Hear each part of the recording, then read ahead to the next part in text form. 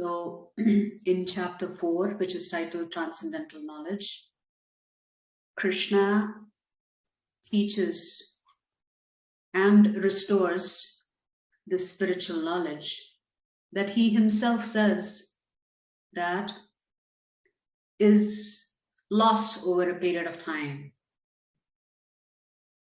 And Krishna also states in Sloka 38 in this particular chapter that there is nothing as pure as transcendental knowledge, which is knowledge about the divine. So essentially, Krishna is teaching and re-establishing dharma for humanity to follow. So we learned in the previous chapter in Karma Yoga that there are different ways in which one can approach the Lord. While everyone's goal is not the Lord initially, ultimately every path has to take you to God. That is the ultimate objective for us. We may or may not be consciously aware of it, or we may not have acknowledged it, or we may not be leading our lives in such a way where we are thinking our ultimate goal is Krishna. But nevertheless, Karma Yoga ultimately leads you to Krishna, or should lead you to Krishna, to discovering who is Krishna. Jnana Yoga should lead you to discover who is Krishna. So is Dhyana Yoga and so is Bhakti Yoga. So all paths have been created by the Lord himself, and all paths ultimately culminate in the goal of Krishna. We discussed two concepts last week, which is the concept of a sadhaka and sadhya. Sadhaka is a practitioner, somebody who is practicing a particular art or whatever it is that we want to accomplish. Sadhya is the goal. So even in spiritual life, we have to have goals. If we don't have goals in spiritual life, we will be rudderless. The boat can take you anywhere. And anywhere and everywhere is not Krishna. So for the sadhaka, sadhya is important. What is your goal? What is it that you're seeking to accomplish? So if your goal is Krishna, then we need to have a little bit of a better understanding about Krishna, isn't it? We need to get to know him better. We need to understand who he is, what is his position in relation to us. How are we going to get connected to him if he is the goal? What are we supposed to do? If he is the goal, how are we supposed to conduct our lives? These topics are actually addressed in the Bhagavad Gita by the Lord. So, dharma involves many paths. Ultimately, all paths have to conclude in understanding the position of Lord Krishna. And Krishna is recommending to Arjuna that he should not pretend to be a sannyasi prematurely, because he's not qualified himself to take up that particular ashram. For every ashram, there is a qualification. Krishna is saying what is more suited to you, Arjuna, is actually Karma Yoga. Because a Kshatriya is in Rajagun mode. You have to be in Rajagun to provide good governance, to rule over a country. So when you are in Rajagun, under the influence of Rajagun, you cannot suddenly switch on your Shuddha Sattva Gun and become a sannyasi. It's not possible. It's a process that you have to graduate to. So Krishna has advised Arjuna, you practice Karma Yoga, but understand why you're practicing Karma Yoga, by understanding who I am. Understand this transcendental knowledge. Krishna has already talked about how understanding the nature of the divine can cause you to practice karma yoga in such a way so that you remain unentangled from the impacts of karmic influences.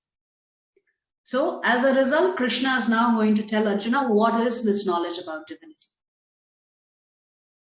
So the first two shlokas that we read last week, Krishna has begun this chapter by talking about how he himself has spoken this science of this divine knowledge, this transcendental knowledge, many millions of years ago to the sun god Vivashwan, who in turn instructs it to Manu, who in turn instructs it to Ikshvaku. And we discussed last class that the role of a leader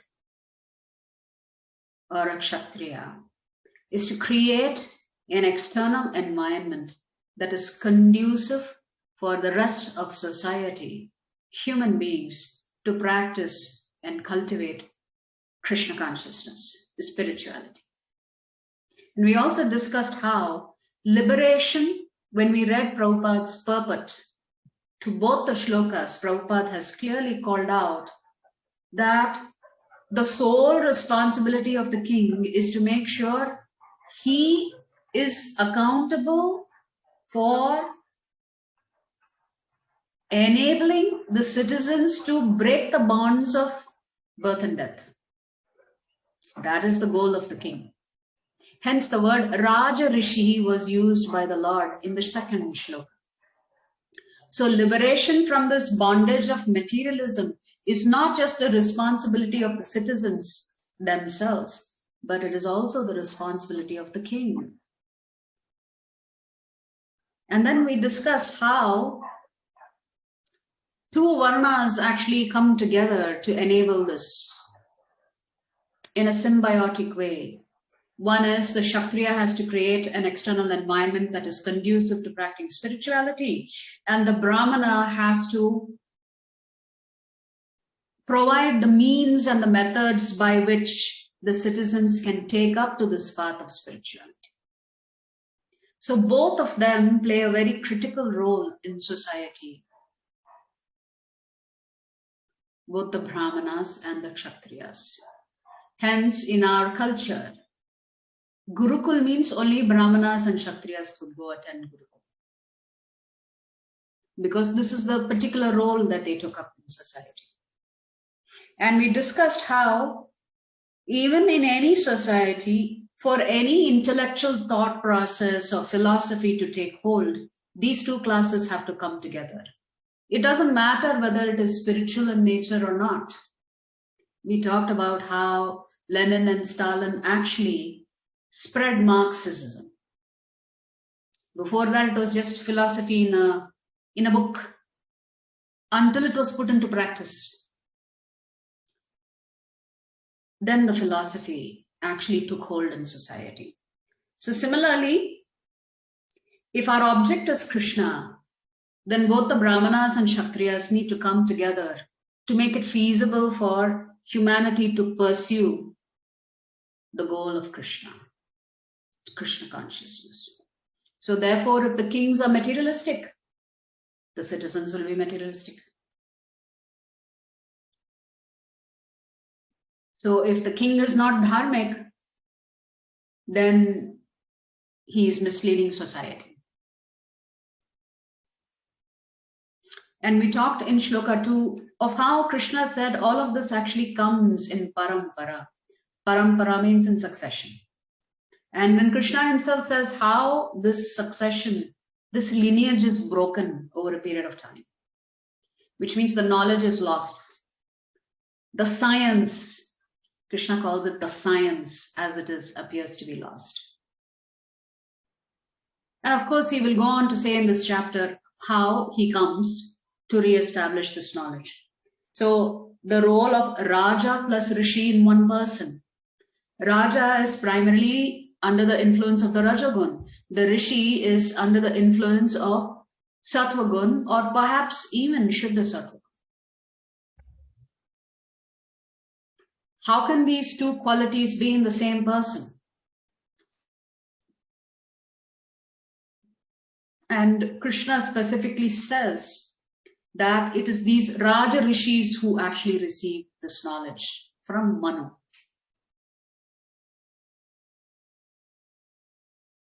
So these saintly kings, they are not hungry for power or wealth or fame. They are eager to serve their citizens. That is their primary responsibility.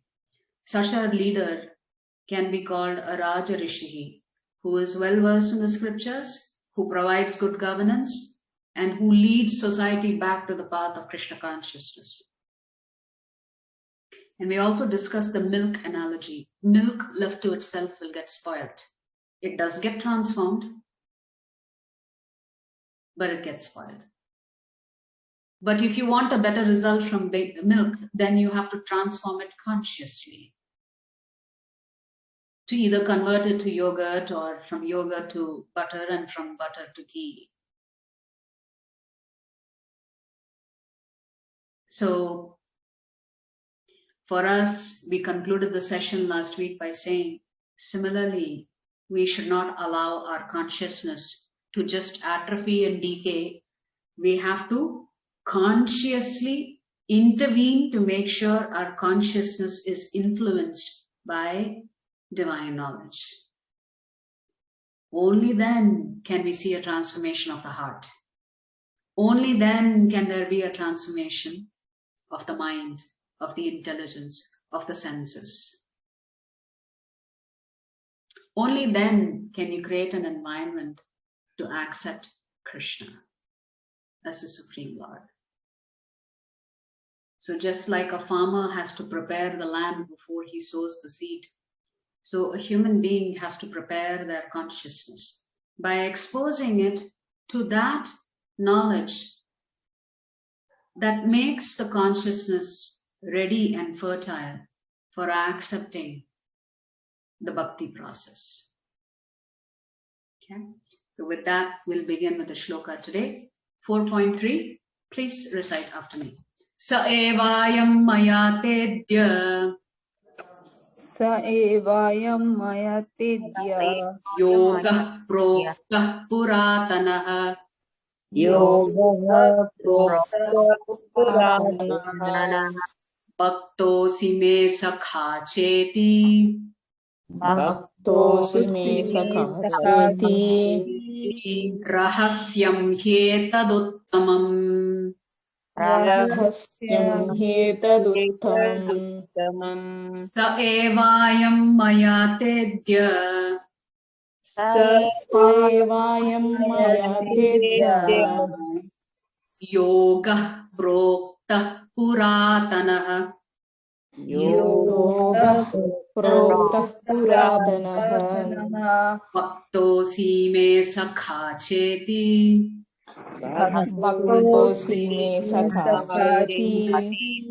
rahasyam hyetaduttamam rahasyam hyetaduttamam sa evayam maya tedya sa evayam maya tedya yoga prokta puratanaha yoga prokta puratanaha bhaktosi me sakha cheti bhaktosi me sakha cheti rahasyam hyetaduttamam rahasyam hyetaduttamam. Synonym and translation and purport by His Divine Grace, A.C. Bhaktivedanta Swami Srila Prabhupada. Srila Prabhupada ki jai. Saha, Saha, the same. The same. Eva, Eva, certainly. certainly. I am this, This Maya, Maya by me. by me. Te, unto you. Unto Adya, Adya. today. Yogaha, Yoga. the science of yoga.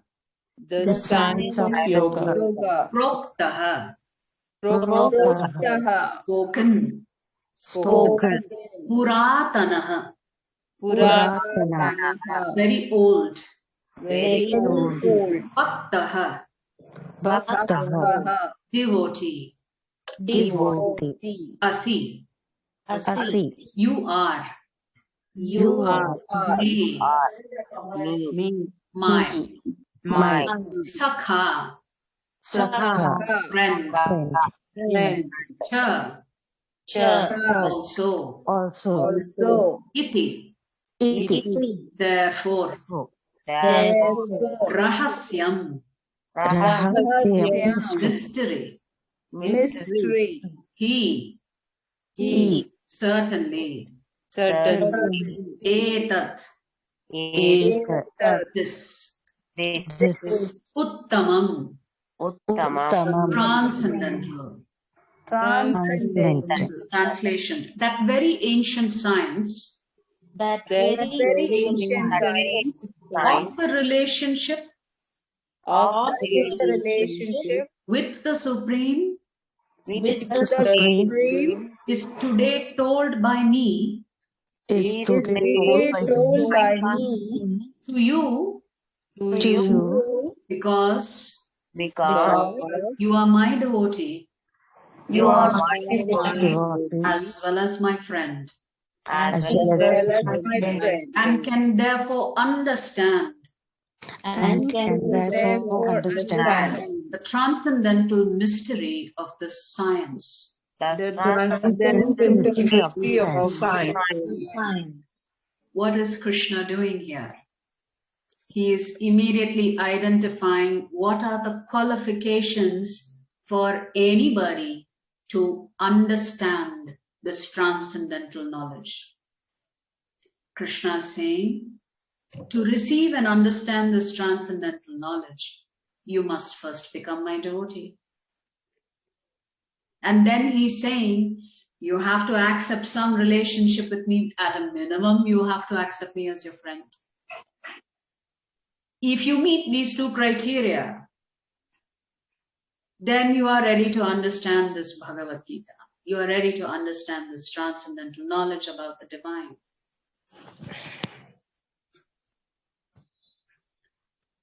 So Krishna himself is establishing the qualification for receiving this knowledge. So the question could be asked in the previous shloka. Krishna has talked about Raja Rishi.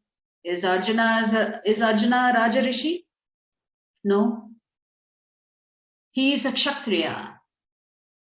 However, Yudhishthira is considered a Raja Rishi.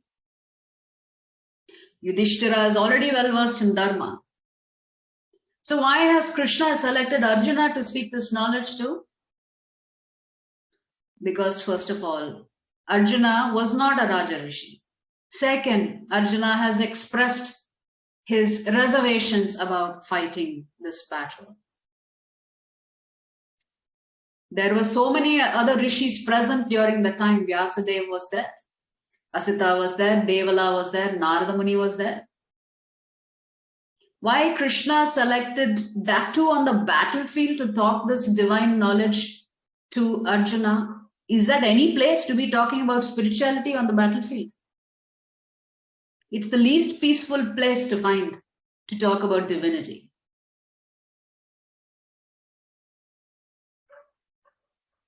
So Krishna chooses Arjuna to be the recipient of this knowledge because of the quandary that he was in, and because, most importantly, he was already a devotee of Krishna and ready to receive this knowledge in the mood of friendship.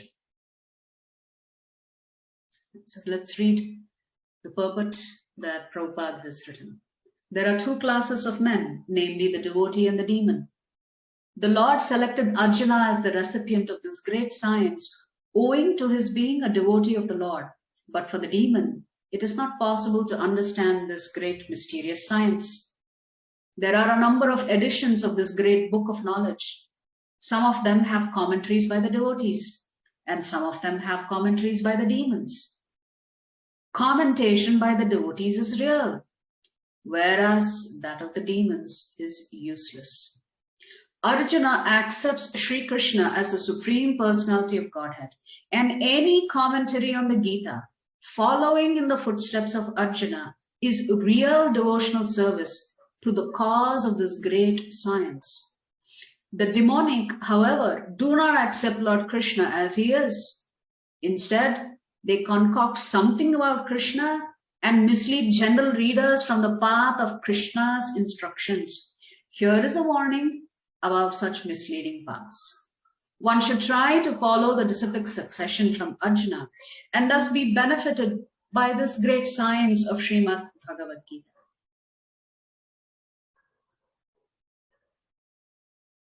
So the qualification to receive this knowledge is to become a devotee. The qualification to preach also is to be a devotee. One cannot preach this knowledge unless one becomes a devotee first. So Prabhupada, in the same vein as what he has written in the first two purports, he is again warning us not to read the books on Bhagavad Gita, commentary written on the Bhagavad Gita, by those who do not come in the parampara system. So as I said, just because you are a Sanskrit scholar, or just because you are call yourself a great philosopher, doesn't give you the right to talk and preach the Bhagavad Gita. You must first be a devotee to preach. Krishna makes it amply clear in the Bhagavad Gita. Only his devotees can spread this knowledge. So what is the difference between the divine and the demon? Krishna himself explains in the Bhagavad Gita. Who is a divine person? Someone who has surrendered to Krishna and accepted him as the Supreme Lord. Okay, that doesn't mean that person is perfect. So how does Krishna define a demon in the Bhagavad Gita? Someone who has not accepted Krishna as the Supreme Lord. Krishna categorizes such individuals as demons. Now you may say that is a preposterous statement to make. How can you call somebody who does not accept the Supreme Lord as the Supreme Lord a demon? He has so many other redeeming qualities. He's a good human being. He's a good parent. He's a good husband. He's helping out as much as he can. He's a responsible individual. But Krishna says, I don't care. That person has not surrendered to me. In my mind, that person is a demon.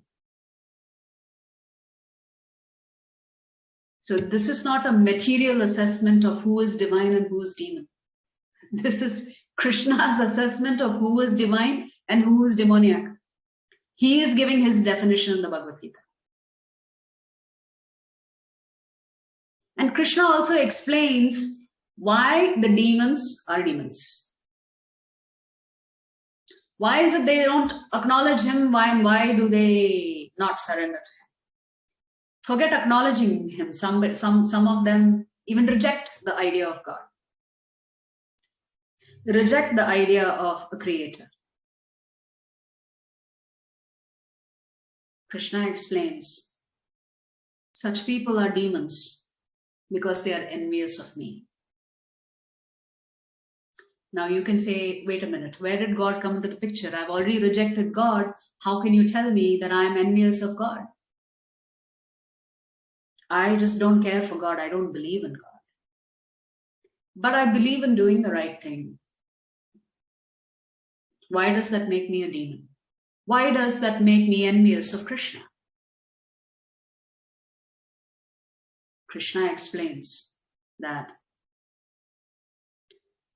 a demon is simply using all of the potency of the Lord without acknowledging the Lord. Prabhupada makes this famous statement.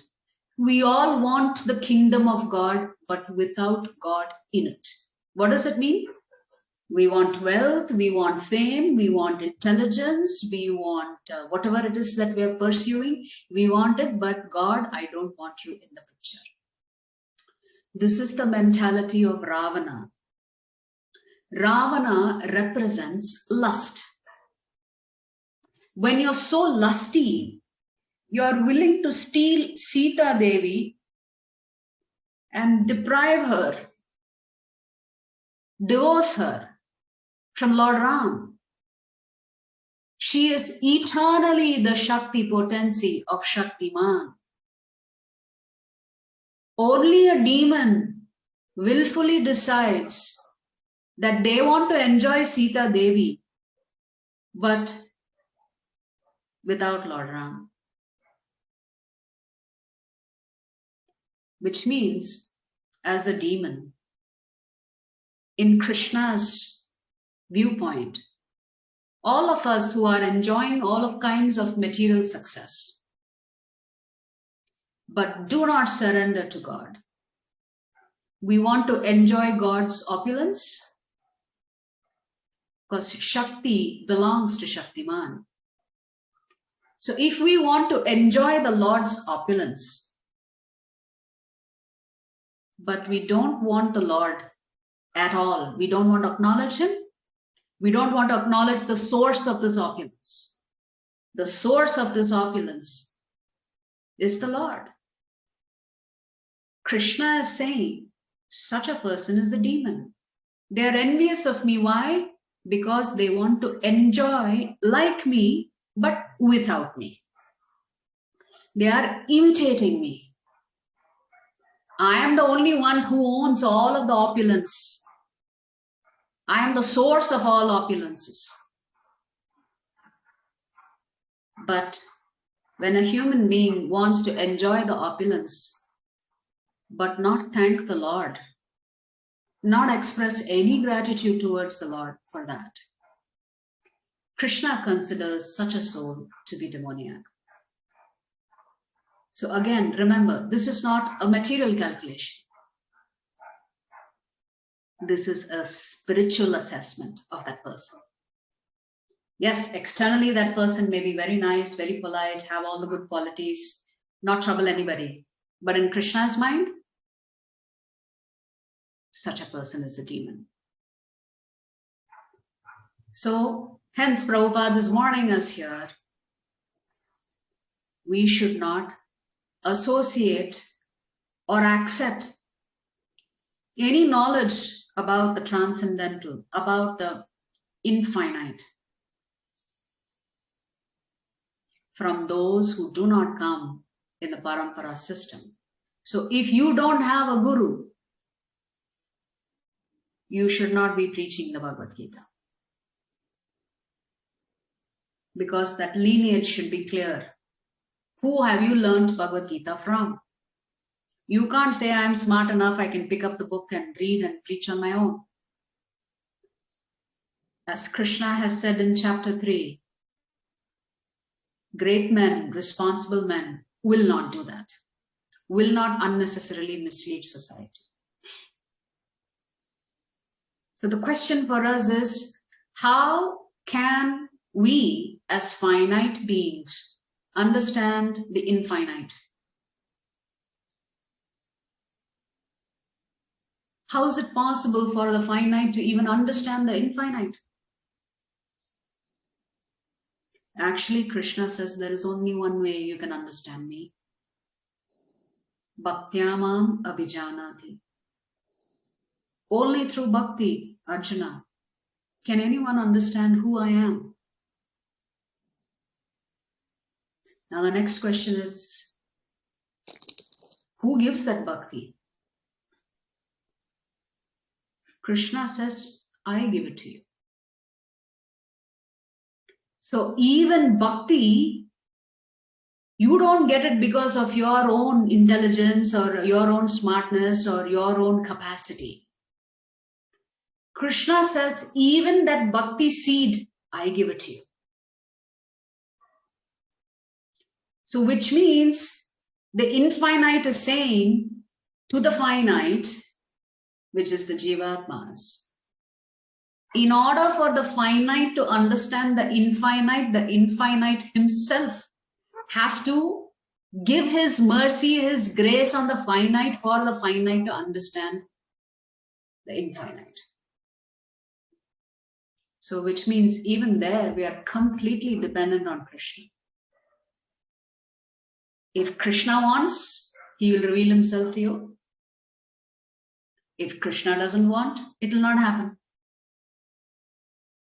If Krishna wants you to practice bhakti, he will figure out ways to bring you into the path, into the process, into contact with other devotees, so that you can be inspired and follow this path.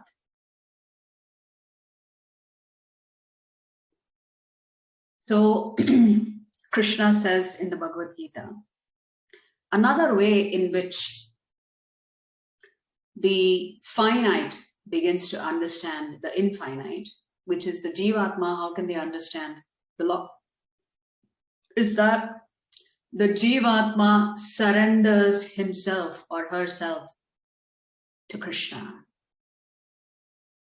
through the process of bhakti. Then, through the process of bhakti, the Lord will reveal himself. So we can have any other qualification. We can have all kinds of PhDs behind our names. It does not matter. The domain of divinity is exclusive to the bhaktas only. Only. Nobody else can approach Krishna. Nobody else can understand who Krishna is.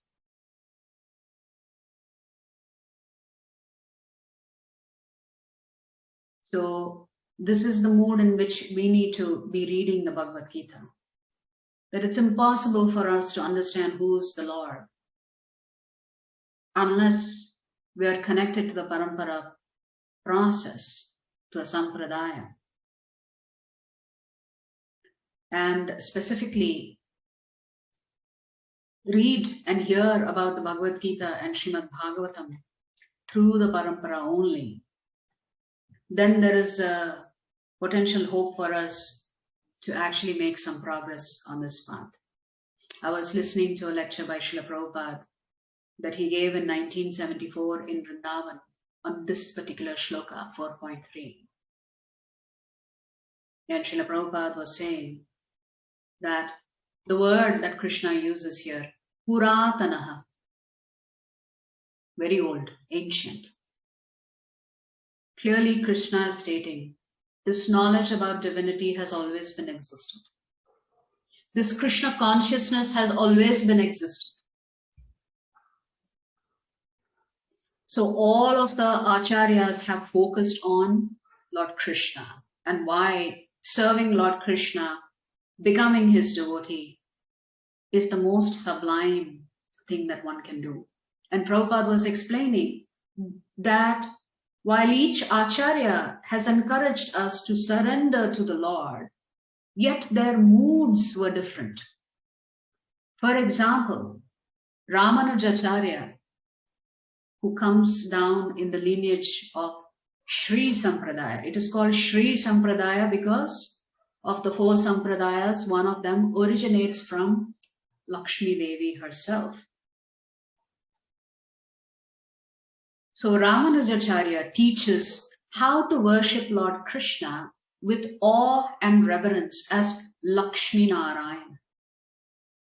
So there are 5 rasas in which 5 primary rasas, I should say, in which we can have a relationship with Krishna. Beginning with the bottommost, which is called the Shantaras or the neutrality. Then coming up one rung above is the Dasyaras, which is serving Krishna in the mood of a servant. And finally Sakyaras, the 3rd rung, which is in the mood of friendship. So when Ramanujacharya establishes this type of worship of the Lord, it encompasses these 3 rasas, which is Shantaras, Dasyaras, and Sakyaras. Shantaras is neutrality. Dasyaras is in the mood of a servant, where you think you are just a servant of the Lord. I was telling in the class earlier this morning that the person who best depicts Dasya Ras is Hanumanji. You can go to Hanumanji and tell him, but Madhurya Ras, Hanumanji is the topmost. Why don't you aspire for that? Hanumanji will say, no, thank you. I'm happy being a servant. This is my constitutional position. I like to serve Lord Ram as a servant. I am not interested in having a conjugal mood with the Lord. That's not my mood. Actually, here in Kali Yuga, when Chaitanya Mahaprabhu comes to re-establish Krishna consciousness, there was a personality by the name Murari Gupta. So Murari Gupta is accepted by the Vaishnavas to be an incarnation of Hanumanji. So Chaitanya Mahaprabhu used to try to coax Murari Gupta to worship Lord Krishna. The Chaitanya Mahaprabhu knew that Murari Gupta was always a bhakta of Lord Ram, but he used to try to encourage him to practice Krishna consciousness, to become a devotee of the Lord, Krishna himself. And Murari Gupta tried it for some time. And then he goes back to Chaitanya Mahaprabhu and begs forgiveness from Chaitanya Mahaprabhu and tells him, my dear Lord, I know you are the Lord, but somehow I cannot bring myself to worship Krishna. I am forever, eternally a devotee of Lord Ram. And my preference is to worship Lord Ram in the mood of a servant. And Chaitanya Mahaprabhu tells Murari Gupta, yes, please go ahead and worship Lord Ram. I was just testing you. So this Murari Gupta, if you go to Mayapur, you can visit the place where Murari Gupta used to live, the great bhakta of Lord Ram. Nevertheless, he came during Chaitanya Mahaprabhu's time to help him propagate Krishna consciousness. So we all have an eternal mood in which we want to serve the Lord. So Ramanujacharya's focus was, he led his disciples and the further succession to worship the Lord in the mood of awe and reverence. And to worship the Lord in awe and reverence, these are the only three rasas that are engaged in that kind of prayer, service. Then Vallabhacharya came. Vallabhacharya comes from the Rudra Sampradaya. So there is Lord Shiva also established Vaishnavism. I'm sure it surprises a lot of people to hear this. Lord Shiva is acknowledged to be the greatest devotee of Lord Vishnu. Vaishnavanam yata shambho. If you want to look at a topmost Vaishnava, don't look beyond Lord Shiva. That's what Srimad Bhagavatam says.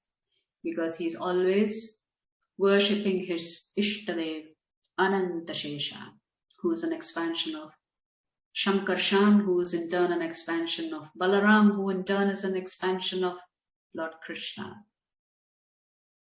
So Vallabhacharya comes and establishes the Pushti Marg, or worshipping the Lord in the mood of Vatsalya Ras, which is, you see the Lord as your child, and the child is your responsibility, and you are always worshipping that Lord in the mood of, I have to take care of my Lord. He's completely dependent on me. Just like Yashoda Mai felt the Lord was completely dependent on her. If she doesn't teach him manners, who's going to marry him? That was her thought process. You know, if he's so naughty like this, which girl is going to marry my Krishna in the future?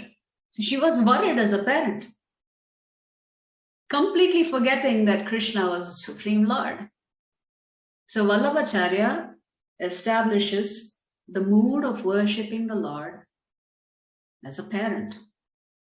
And then Madhvacharya comes and establishes the Madhurya Ras, worshipping the Lord like as if he is your lover. This is the topmost form of worship. So Chaitanya Mahaprabhu, when he comes to institute the Bhakti Yoga process in Kali Yuga, in his conversations with his disciples, he tells them that the gopis of Vrindavan are the best devotees of Lord Krishna. They exemplify all of the perfectness of being a devotee of the Lord, in the mood of accepting the Lord as their own consort.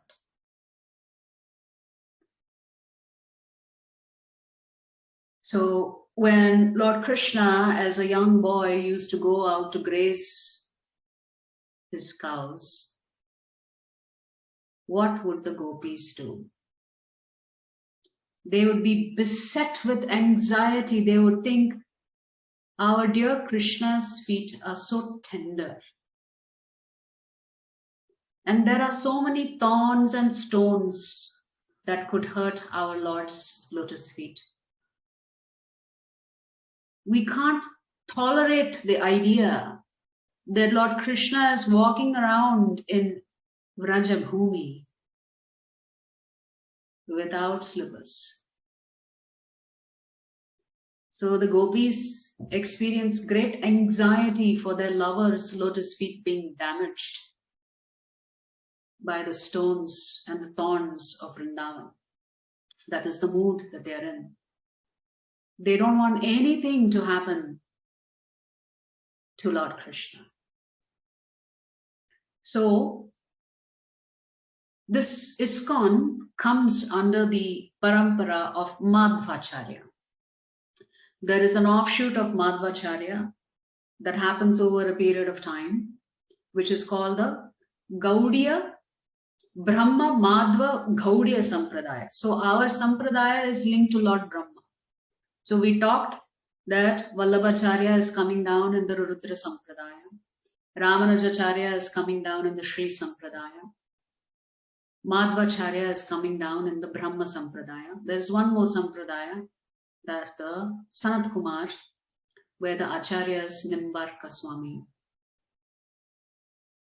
So Chaitanya Mahaprabhu establishes the worship of Lord Krishna in the mood of Madhurya Ras, following in the footsteps of the gopis of Vrindavan. So when we chant the Hare Krishna Maha Mantra every day, who are we calling out to? We are worshippers of Srimati Radharani. You may ask, how is that possible? Because we are always talking about Lord Krishna. How often do we talk about Radharani in these classes? Very rarely. So it's interesting that we are actually following in the footstep of Srimati Radharani. Why? Because she's always thinking of Lord Krishna. She's always thinking, how can I serve my Lord? What will make him happy? So, although the movement is called ISKCON, International Society for Krishna Consciousness is practiced by Srimati Radharani and the gopis of Vrindavan. Why is it Krishna consciousness? They are always thinking of Krishna. So we are actually worshippers of Srimati Radharani. So when we chant the Maha Mantra every day, we are telling Srimati Radharani, my dear mother, please engage us somehow or the other in the service of your consort, Krishna. So even here, when we chant the Hare Krishna Maha Mantra, we're not approaching the Lord directly. We're approaching the Lord through his internal potency, his Halladini potency, which is his pleasure potency, represented by Srimati Radharani. So when we pray to Srimati Radharani, we are asking her, please utilize us in the service of your Lord Krishna. It's not that we are trying to become lovers of Krishna. We just want to assist Radharani in her activities in pleasing Krishna. I was listening to this wonderful lecture given by several devotees. I've heard this from Amarendra Prabhu as well as Chaitanya Charan Prabhu as well as others. When we're actually serving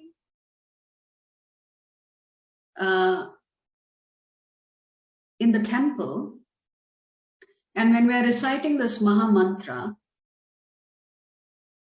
we are doing everything that we can to enable Radharani to meet with Krishna. That's our mood. We want to make sure the divine couple come together again and again and perform their leelas. Our interest is not to become Srimati Radharani or to become Lord Krishna. Our interest and great joy and bliss comes from simply enabling the divine couple perform their leelas. So Krishna uses the word rahasyam in the shloka, mystery. This is the mystery of the divine knowledge about Lord Krishna. Yes.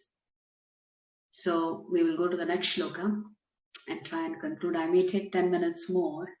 I'm trying to recollect what I mentioned in the morning's class so I don't miss out anything. But I will recap in the end.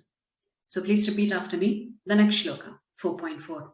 Arjuna uvacha. Arjuna uvacha. Aparam bhavato janma. Aparam bhavato janma. Param janma vivasvatah. Param janma vivasvatah. Katham etad vijaniyam. Katham etad vijaniyam. Tvamadau proktavaniti.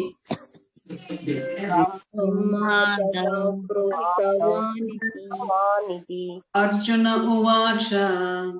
Arjuna uvacha. Aparam bhavato janma. Aparam bhavato janma. Param janma vivasvatah. Param janma vivasvatah. Katham etad vijaniyam. Katham etad vijaniyam. Tvamadau proktavaniti.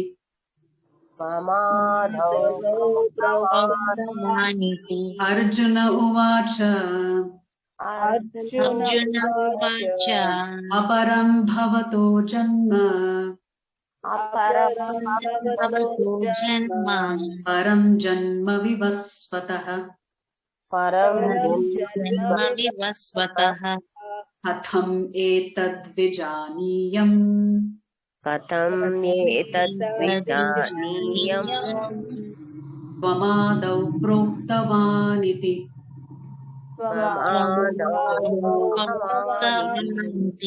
Arjuna uvacha. Arjuna uvacha. Arjuna said. Arjuna said. Aparam. Aparam. Junior. Junior. Bhavataha. Your. Janma. Birth. Param. Superior. Janma. Birth. Vivasvataha. Of the sun god. Katham. How? Etat. This. Vijaniyam. Shall I understand? Tvam. You. Adau. In the beginning. Proktavan. Instructed. Iti. Thus. Translation. Arjuna said. The sun god Vivasvan The sun god Vivaswan is senior by birth to you. is senior by birth to you. How am I to understand How am I to understand that in the beginning that in the beginning you instructed this science to him? you instructed the science to him? Now, it is not that Arjuna does not know who is Lord Krishna. He very well knows who is Lord Krishna and he understands Krishna's position. Yet, for the benefit of you and me, because we may ask, but Hare, Krishna and Arjuna are almost the same age. Krishna appeared in Dwapar Yuga. So how is Krishna saying that he instructed this many, many years ago to Vivaswan? Was Krishna alive then or what? When did this happen? So Arjuna is asking a very logical question. But he's not asking this question because he doesn't know the answer. He's asking this question because you and I may have a doubt. We thought Krishna took birth first from Devaki Vasudev, then transferred to Nanda Yashoda. Where was Krishna? So Arjuna is asking a logical question. I thought the sun god is much older to you. How can I understand this? So understand what is Arjuna's mood of questioning. He's already surrendered to Krishna. He says, Shishya steham. You know, I'm your devotee now. You please instruct me. Shishya steham shadimam tuam prapannam, he says. So now you will see that every time Arjuna asks questions, he's asking in the mood of, can you please clarify this for me? I have this doubt. Because he's talking to his guru now. So the mood is different. Purport. Arjuna is an accepted devotee of the Lord. So how could he not believe Krishna's words? The fact is that Arjuna is not inquiring for himself, but for those who do not believe in the Supreme Personality of Godhead, or for the demons who do not like the idea that Krishna should be accepted as the Supreme Personality of Godhead.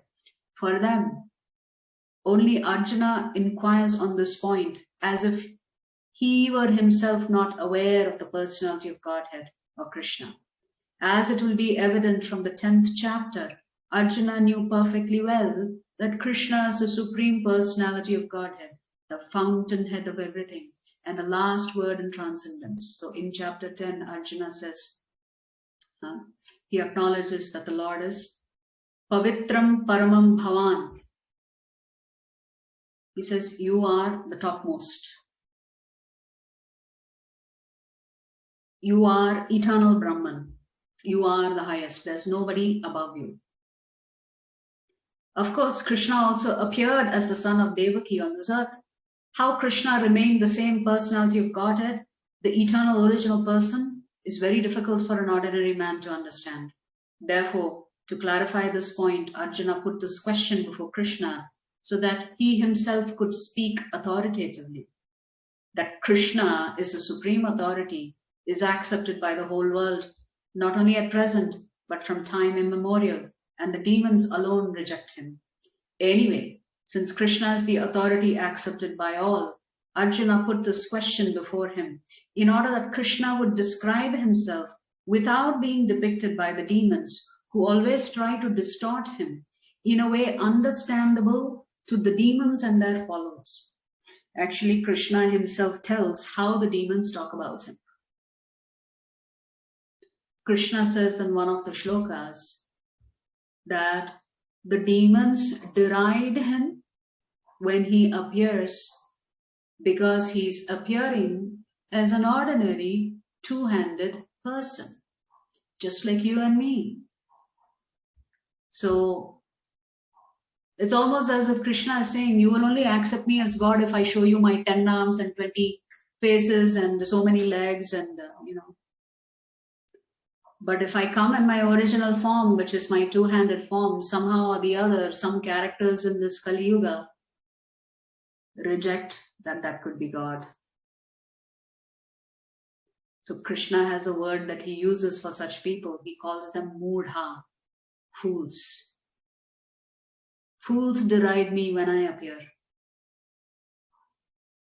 So Arjuna put this question before him in order that Krishna would describe himself without being depicted by the demons, who always try to distort him in a way understandable to the demons and their followers. It is necessary that everyone, for his own interest, know the signs of Krishna.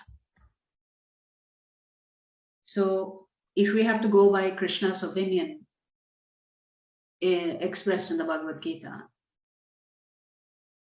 if we care about our ultimate well-being, our spiritual well-being, then we will surrender to Krishna. So Prabhupada is saying that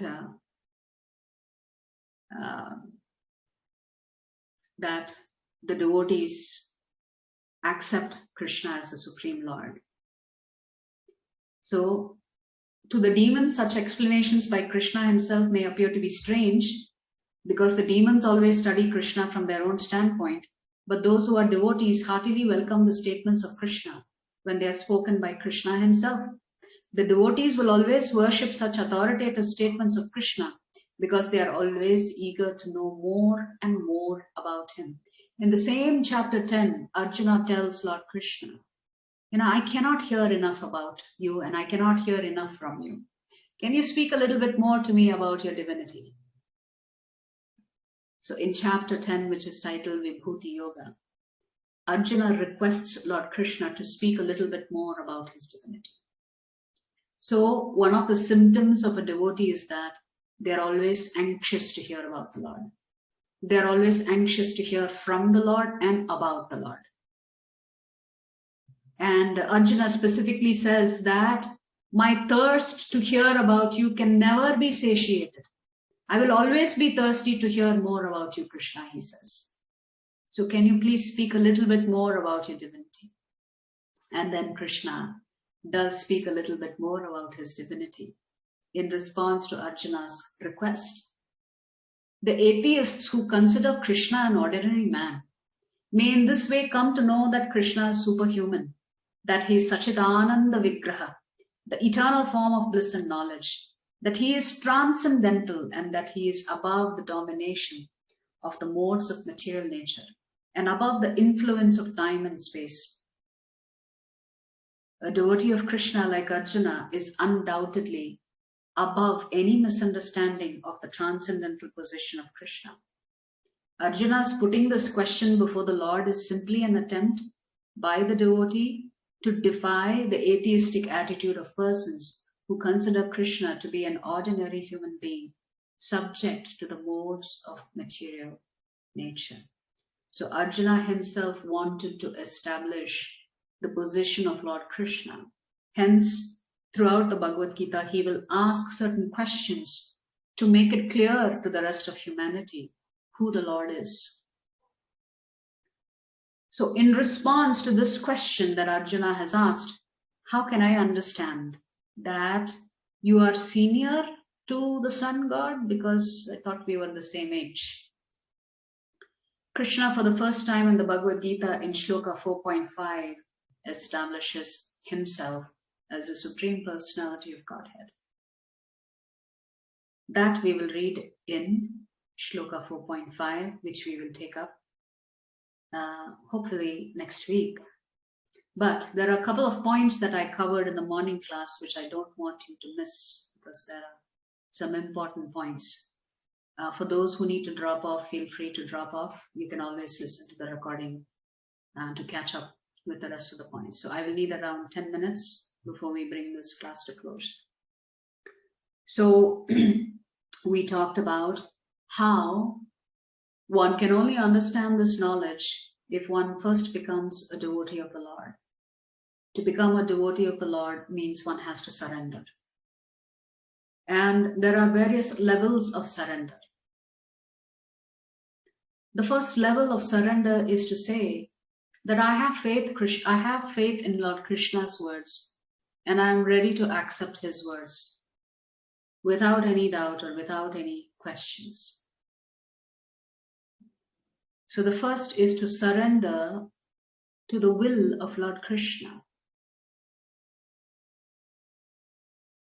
But then you and I actually don't know Krishna. Unlike Arjuna, who had the opportunity to personally associate with the Supreme Lord, you and I do not see the Lord in front of us. So how do we experience the Lord's presence in our personal lives? How is that possible? Is it possible? The answer to that question is yes. How can we experience Krishna in our personal lives? To experience Krishna in our personal lives, we have to surrender to Guru, who is an external manifestation of Lord Krishna. So when we sing the Guru Ashtakam, we are expressing our gratitude and our love for the Guru, because the Guru is the representative of Lord Krishna.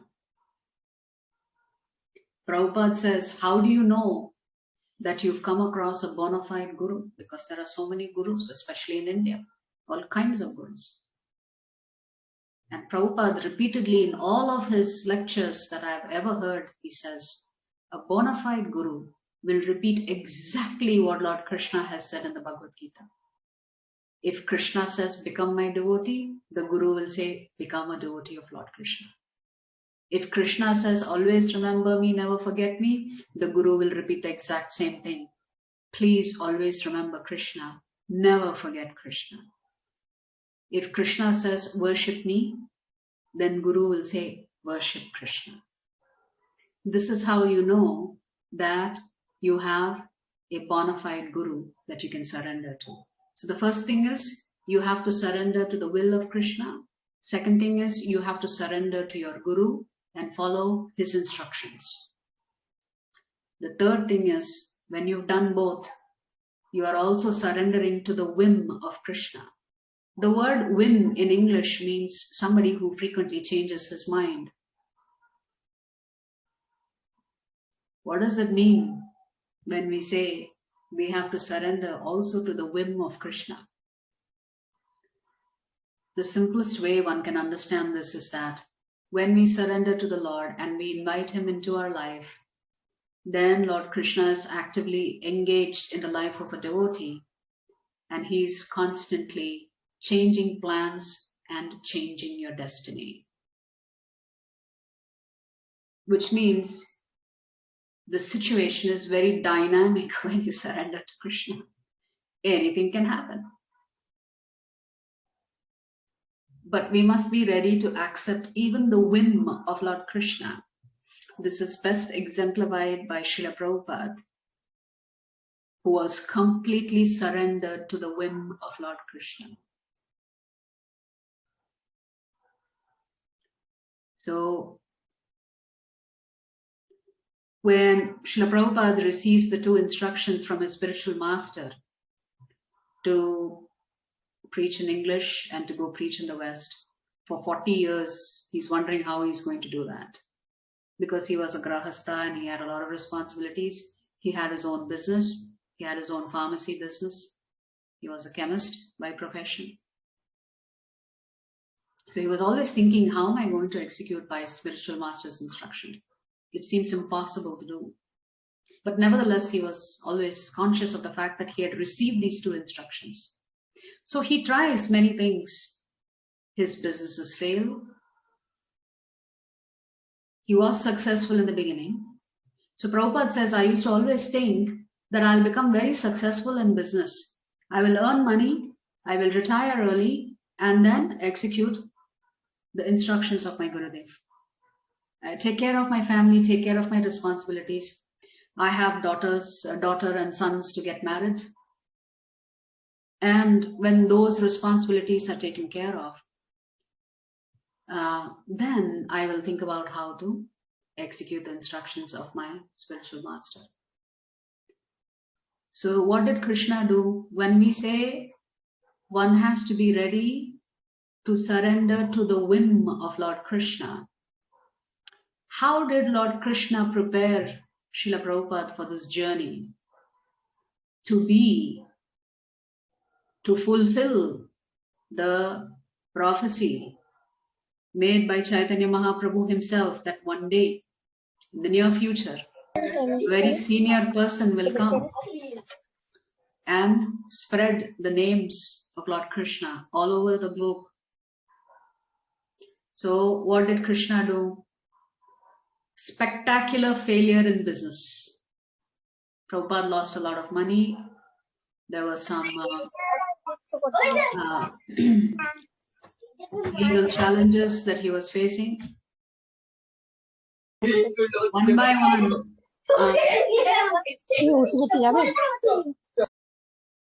One.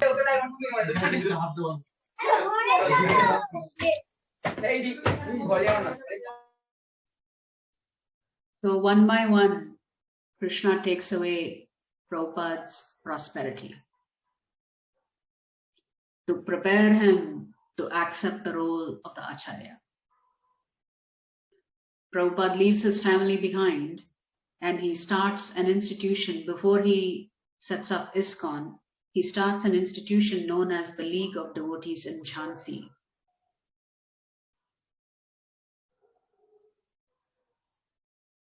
So Prabhupada was attempting to execute the instructions of his spiritual master when he was in his 50s, but even those attempts failed. So the League of Devotees ran into all kinds of issues. Although Prabhupada was the founder of this movement, the movement itself was taken over by other individuals who joined. There was a lot of politics, and Prabhupada decides to leave that behind. So again, so you will see that Prabhupada, the more he was meditating on how he's going to execute his spiritual master's instructions, the more material failures he encountered. Challenge after challenge after challenge after challenge, to bring him to the point of complete surrender. So he decides, okay, I will preach by writing. My Guru Maharaj has instructed me to write. So Prabhupada starts a magazine called Back to Godhead. When he's in Vrindavan, he would travel from Vrindavan to Delhi in the very hot summers. I mean, he would go shop to distribute this Back to Godhead magazine. And people would just throw it in the dustbin. Until one day, one shopkeeper told him, why are you wasting your time putting these magazines and articles together? It's better if you write something about our holy books, then people will not throw it. Magazine, anybody will throw it in the dustbin after they've read it. But if you write Bhagavad Gita or Bhagavatam, nobody will throw it. Nobody in India will throw it. And Prabhupada took that as Krishna speaking directly to him through the shopkeeper. And Prabhupada goes back to Vrindavan and begins to write the Bhagavad Gita as it is. So Prabhupada takes the manuscript all the way to New York. And in New York, somebody steals this manuscript, even before it is published. Can you imagine? Prabhupada writes the Bhagavad Gita second time. Then it gets published by Macmillan. On the way to the US, Prabhupada suffered 2 heart attacks on the ship, and he thought he was not going to survive. Then when he lands up in the US, I think within 2 years, he has 1 more heart attack in Los Angeles. And by then, he had a few disciples.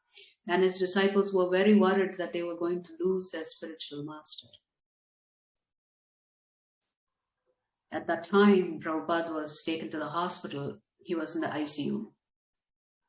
And, doctors were poking around. He was on IV, this, that, and the other. Prabhupada was not happy being in the hospital. So he instructed his disciples to get him out of the hospital. And that's exactly what they do. This incident is described in the book written by Satswarup Das Goswami Maharaj, one of his disciples. How this actually happens. They literally kidnap Prabhupada from the hospital and take him out of the hospital.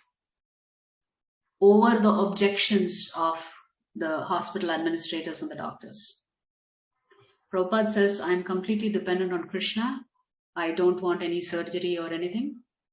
Let me try to recuperate. And his disciples move him from Los Angeles. They take him to Hawaii, which is more of a tropical climate, like India. And Prabhupada always liked to visit Hawaii. So Prabhupada actually tries to recuperate in Hawaii. At that time, he gives his disciples a very important instruction on how to pray. This shows how surrendered Srila Prabhupada was. He tells his disciples, who were very anxious that they were all very young. They were 18, 19 years old, 14, 15 years old, 20 years old. Nobody was above the age of 30. And Prabhupada was already in his 70s, 72, 73. They became so attached to Srila Prabhupada, they couldn't think of losing him. And Prabhupada at that time instructed his disciples, you can offer a prayer to Lord Krishna. And Prabhupada also instructs them on how to pray. He tells his disciples, you can request Krishna, my dear Lord, if you so desire, please heal our spiritual master, Srila Prabhupada. Because he's not finished the services, he's not fulfilled the instructions of his Guru. Please heal him if you so desire, my dear Lord. Let him stay so that he can finish the reason why he came to this planet Earth, to fulfill the instructions of his spiritual master. So Prabhupada taught his disciples that even when you pray to Lord Krishna, one should not make a demand. One should always begin a prayer when you're asking for something by saying, my dear Lord, if this is your desire, let it be. Let it happen.